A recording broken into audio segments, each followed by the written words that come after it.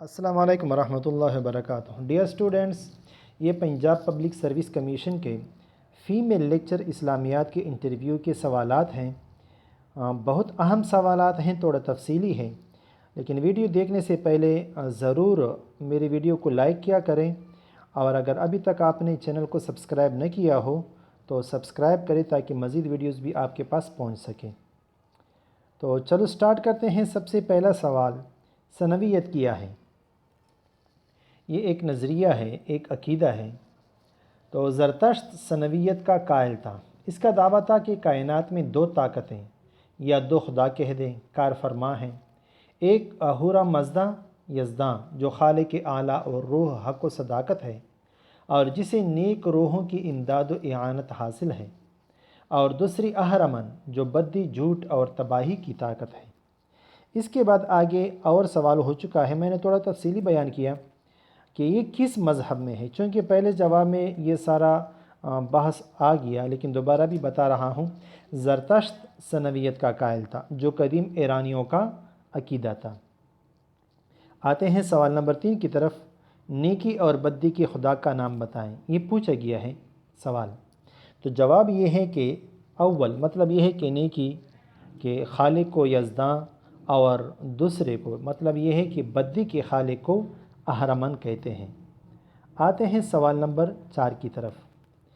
سوال یہ ہو چکا ہے کہ قرآن سے آیت کا حوالہ بھی دے، مطلب یہ ہے کہ خالق نیکی کو یزداں اور بدی کو اہرمن کہا جاتا ہے، یہ قرآن سے حوالہ دے دے۔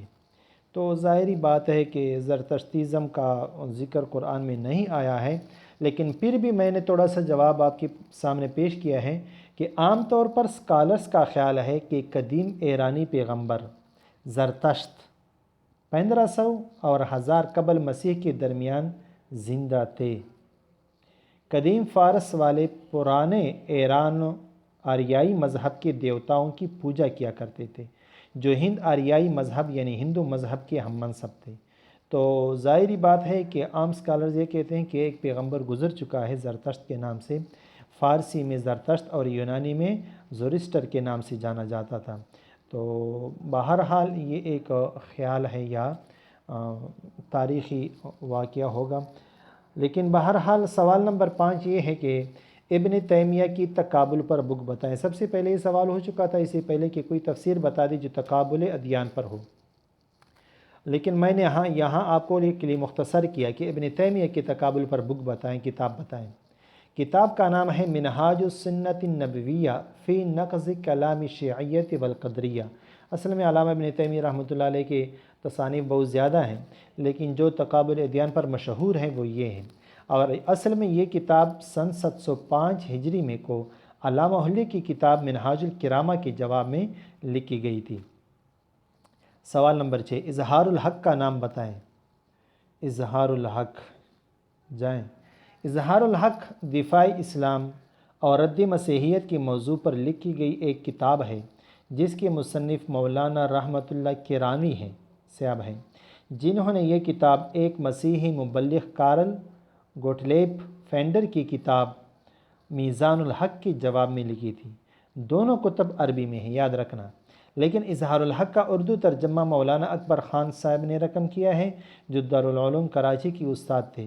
مفتی محمد تقی عثمانی صاحب نے اس کی اردو شرح بھی لکھی ہے 3 جلدوں میں، بائبل سے قرآن تک کے نام سے، یہ اردو میں طبع ہو چکی ہے۔ اور مفتی محمد تقی عثمانی صاحب کے بھائی مولانا محمد ولی رازی ہیں، دا ٹروتھ ریویلڈ کے نام سے اس کا انگریزی ترجمہ بھی کیا ہے۔ آتے ہیں سوال نمبر 7 کی طرف۔ اس کا ترجمہ کس نے کیا تھا؟ اظہار الحق کا ترجمہ، یہ تو میں نے آپ کو بیان بھی کیا، لیکن اصل میں سوال بھی ہو چکا ہے تو میں دوبارہ بھی بیان کر رہا ہوں کہ اظہار الحق کا اردو ترجمہ مولانا اکبر خان صاحب نے رقم کیا، جو دارالعلوم کراچی کے استاد تھے، اور مفتی محمد تقی عثمانی نے ان کی اردو شرح لکھی ہے، 3 جلدوں پر مشتمل ہے، بائبل سے قرآن تک کے نام سے، یہ اردو میں طبع ہو چکی ہے۔ اور محمد تقی عثمانی صاحب کے بھائی مولانا محمد ولی رازی صاحب نے دا ٹروتھ ریویلڈ کے نام سے اس کا انگریزی میں بھی ترجمہ کیا ہے۔ مطلب یہ کہ اظہار الحق بہترین کتاب ہے۔ اچھا، اگلا سوال نمبر 8، مولانا مودودی صاحب نے ترجمہ بمحاورہ کیا ہے یا لفظی؟ مولانا مودودی صاحب کے تفسیر ہے تفہیم القرآن کے نام سے، تو انہوں نے ترجمہ کیا ہے قرآن مجید کا، تو سوال یہ ہو چکا ہے کہ یہ ترجمہ لفظی ہے یا ترجمہ با محاورہ ہے؟ تو جواب یہ ہے کہ یہ ترجمہ با محاورہ ہو چکا ہے، یاد رکھنا۔ اس کے بعد سوال نمبر 9 کی طرف آ جائے۔ اس تفسیر کی جلد کتنے ہیں؟ 6 جلدوں پر مشتمل ہے، ٹھیک ہے۔ آتے ہیں سوال نمبر 10 کی طرف۔ شرک کے رد پر آیت سناؤ۔ جواب یہ ہے، اللہ تعالیٰ قرآن مجید میں ارشاد فرماتے ہیں، اعوذ باللہ من الشیطان الرجیم، بسم اللہ الرحمن الرحیم، ان اللہ لا یغفر ان یشرک بہ ویغفر ما دون ذلک لمن یشاء۔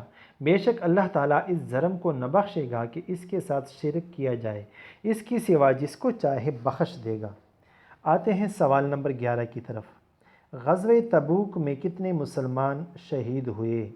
تو غزوہ تبوک میں کوئی جنگ نہیں ہوئی تھی، کوئی مسلمان بھی شہید نہیں ہوا تھا۔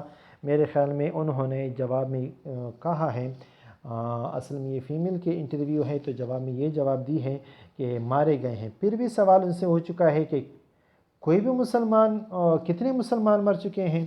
تو ظاہری بات ہے کہ جواب میں کنفیوزنگ ہوگی، لیکن تبوک میں کوئی جنگ نہیں ہوئی ہے۔ سوال نمبر 12 جو ہو چکا ہے، وہ لڑائی کی نوبت کیوں نہیں آئی؟ لڑائی نہیں ہو چکی تھی، کیوں نہیں آئی لڑائی کی نوبت؟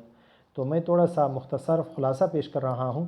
حضور اقدس صلی اللہ علیہ وسلم نے تبوک میں پہنچ کر لشکر کو پڑاؤ کا حکم دیا، مگر دور دور تک رومی لشکروں کا کوئی پتہ نہیں چلا۔ واقعہ یہ ہے کہ جب رومیوں کے جاسوسوں نے قیصر کو خبر دی کہ رسول اللہ صلی اللہ علیہ وسلم 30,000 کا لشکر تبوک میں آ رہے ہیں، تو رومیوں کے دلوں پر اس قدر ہیبت چھا گئی کہ وہ جنگ سے ہمت ہار گئے اور اپنے گھروں سے باہر نہ نکل سکے۔ رسول اللہ صلی اللہ علیہ وسلم نے 20 دن تبوک میں قیام فرمایا اور اطراف و جوانب میں افواج الہی کا جلال دکھا کر اور کفار کی دلوں پر اسلام کا رعب بٹھا کر مدینہ واپس تشریف لائے، اور تبوک میں کوئی جنگ نہیں ہوئی۔ آتے ہیں سوال نمبر 13 کی طرف۔ جب فتح مکہ ہوا تو کتنے لوگ مارے گئے؟ تو میرے خیال میں یہاں بھی جواب دیا گیا ہے کہ کوئی بھی نہیں مارا گیا۔ تو اصل میں جب مارے گئے ہیں، 2 افراد مسلمانوں کی طرف سے شہید ہو چکے ہیں، جبکہ 25 مشرکین مارے گئے تھے، اور مکہ پر شرک کی بادشاہت کا خاتمہ بھی ہوا تھا۔ کسی جگہ پر میں نے دیکھا تھا 28 کا کہ 28 مارے گئے تھے۔ بہرحال آپ خود بھی تحقیق کر سکتے ہیں۔ آتے ہیں سوال نمبر 14 کی طرف۔ اسرائیلیات سے کیا مراد ہے؟ پہلے بھی ایک انٹرویو میں یہ سوال ہو چکا تھا۔ اسرائیلیات ان روایتوں کو کہتے ہیں جو اہل کتاب یعنی یہودیوں اور عیسائیوں سے ہم تک پہنچی ہو، وہ روایات جن کی سچائی قرآن و سنت کے دوسرے دلائل سے ثابت ہو۔ یہ پھر اسرائیلیات کی تفسیر میں بتا رہا ہوں، 3 قسم پر ہے۔ پہلا یہ ہے کہ جس کی سچائی قرآن و سنت کے دوسرے دلائل سے ثابت ہو، مثلا فرعون کا غرق ہونا، حضرت موسیٰ علیہ السلام کا کوہ طور پر تشریف لے جانا وغیرہ۔ ایک یہ ہے، اس کو بھی ہمارے لیے بھی ماننا پڑنا ضروری ہے۔